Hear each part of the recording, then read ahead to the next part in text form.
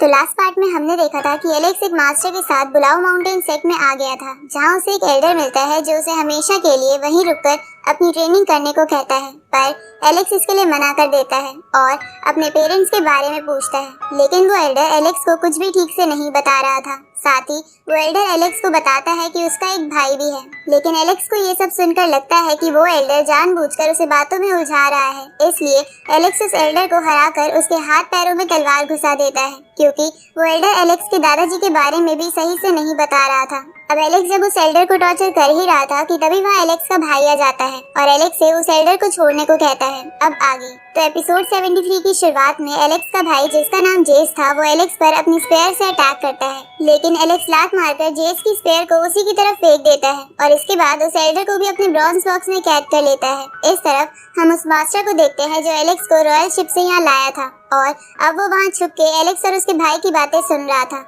तभी एलेक्स अपने भाई को ध्यान से देखता है और उसे पता चलता है कि उसका भाई इंस्क्रिप्शन पैटर्न लेवल पर है। साथ ही इस वक्त उसने स्पिरिट आर्मर भी पहन रखा है। ये देखकर एलेक्स समझ जाता है कि जेस को बुलाओ माउंटेन ने बहुत अच्छे से ट्रेन किया है। तभी जेस एलेक्स से कहता है कि जिस एल्डर को एलेक्स ने ब्रॉन्ज बॉक्स में डाला है, उन्होंने ही बचपन से जेस को लिखना और पढ़ना सिखाया है, इसलिए एलेक्स उस एल्डर को छोड़ दे। लेकिन एलेक्स इस पर कोई जवाब नहीं देता। उसी वक्त एलेक्स को जेस का फेस ध्यान से देखने पर अपने फादर जैसा लग रहा था। तभी जेस एलेक्स से कहता है कि शांति से एल्डर को छोड़ दो, वरना उन्हें आजाद कराने के लिए मुझे तुम पर अटैक करना होगा। ये सुन के एलेक्स सोचता है कि ये लड़का इतना स्ट्रांग नहीं है, पर फिर क्यों बुलाओ माउंटेन सेक्ट ने मुझसे लड़ने के लिए इसे भेजा है। तभी जेस एलेक्स से कहता है कि तुम एल्डर को छोड़ रहे हो या नहीं, पर एलेक्स जेस के सवाल का जवाब ना देकर उससे उसका नाम पूछता है। तो जेस एलेक्स को अपना नाम बताता है, जिसे सुन के एलेक्स थोड़ा कंफ्यूज हो जाता है, क्योंकि एलेक्स को लग रहा था कि वो उसका भाई है, लेकिन उसका सरनेम अलग था। पर एलेक्स फिर भी कंफर्म करने के लिए जेस से अपने ग्रैंडफादर के बारे में पूछता है और उसे कहता है कि क्या तुमने किसी ग्रेट डीमन गॉड नाम के ओल्ड मैन को कभी देखा है। ये सुन के जेस को हल्का हल्का शक होता है कि एलेक्स उसका भाई है, पर वो एलेक्स को कुछ ना बताकर उसे लड़ने के लिए चैलेंज करता है। ये सुन के एलेक्स को लगता है कि जेस ने ग्रैंडपा का नाम सुन के कोई रिएक्शन नहीं दिया, इसलिए जेस उसका भाई नहीं हो सकता। इसके बाद एलेक्स अपने आर्मर को निकाल देता है और जेस से कहता है कि भले ही तुम्हारे पास डिवाइन स्पेयर और आर्मर है, पर तुम मुझसे मुकाबला नहीं कर सकते। ये सुन के जेस अपना ऑरा रिलीज करके एलेक्स से कहता है कि पर मैं इस बात पर यकीन नहीं करता, और ये कहकर जेस एलेक्स पर अटैक कर देता है। तो एलेक्स ये देखकर अपना एक हाथ पीछे करके सिर्फ अपनी 2 उंगलियों से जेस का अटैक रोक लेता है और उसे कहता है कि तुम मुझसे ज्यादा ताकतवर नहीं हो, इसलिए अगर तुम्हें उस ओल्ड मैन के बारे में पता है तो मुझे बता दो। ये सुन के जेस एलेक्स से कहता है कि अभी फाइट पूरी नहीं हुई है, इसलिए जेस एलेक्स पर लगातार फिजिकल अटैक्स करता है, लेकिन एलेक्स बड़े आराम से जेस के सभी अटैक्स को रोक कर उसे पीछे कर देता है। ये देखकर जेस अपने स्पेयर को एलेक्स की तरफ फेंकता है, लेकिन एलेक्स उस स्पेयर को अपनी स्वॉर्ड से रोक कर दूर फेंक देता है। लेकिन जेस उस स्पेयर को लेकर फिर से एलेक्स की तरफ बढ़ता है और उस पर क्लोज कॉम्बैट से अटैक करने लगता है, लेकिन एलेक्स बड़े आराम से जेस के सभी अटैक से बच पा रहा था। इसलिए वो जेस से कहता है कि तुम मुझसे नहीं लड़ पाओगे, इसलिए मुझे उस ओल्ड मैन के बारे में बता दो।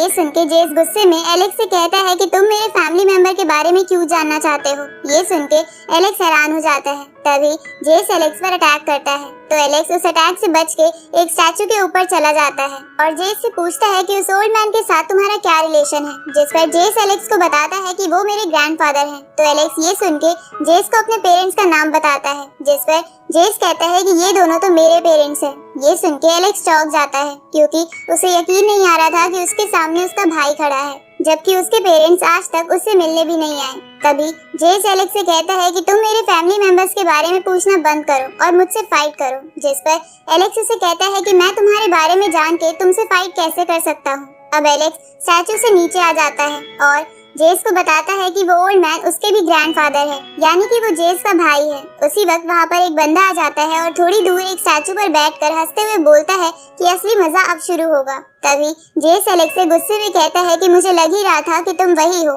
ये सुनकर एलेक्स समझ जाता है कि जेस के दिल में उसके लिए नफरत भरी पड़ी है। उसी वक्त हम जेस के पास्ट को देखते हैं, जहाँ बुलाओ माउंटेन सेक्ट के सभी लोग जेस को एलेक्स का भाई कहकर बुलाते थे, क्योंकि एलेक्स अपनी ताकत की वजह से पूरी दुनिया में फेमस था, जिसकी वजह से जेस की पहचान उससे छिन गई थी। साथ ही सेक्ट के लोग जेस के पीठ पीछे कहते थे कि जेस उसके पेरेंट्स के लिए एलेक्स का बस एक सब्स्टिट्यूट है, इसलिए एलेक्स के वापस आते ही उसके पेरेंट्स जेस को अपने से दूर कर देंगे। तो इन सब की वजह से जेस के अंदर एलेक्स के लिए इतनी नफरत भर गई थी। अब हम वापस प्रेजेंट का सीन देखते हैं, जहाँ ये सब याद आने पर जेस थोड़ा दुखी हो जाता है। तो एलेक्स उससे कहता है कि तुम्हें मुझे नफरत करने की कोई जरूरत नहीं है, क्योंकि तुम मेरे भाई हो। ये सुन के जेस नॉर्मल हो जाता है। तो एलेक्स उसे उन दोनों के पेरेंट्स के बारे में पूछता है, पर तभी एलेक्स एक एनर्जी बॉल को उनकी तरफ आता देखता है। इसलिए एलेक्स जल्दी से जेस को पीछे करके उस एनर्जी बॉल को रोक कर डिस्ट्रॉय कर देता है और बोलता है कि कौन हम पर चुपके से अटैक कर रहा है। तभी वो दोनों उस बंदे को देखते हैं जो उस मूर्ति पर बैठा था,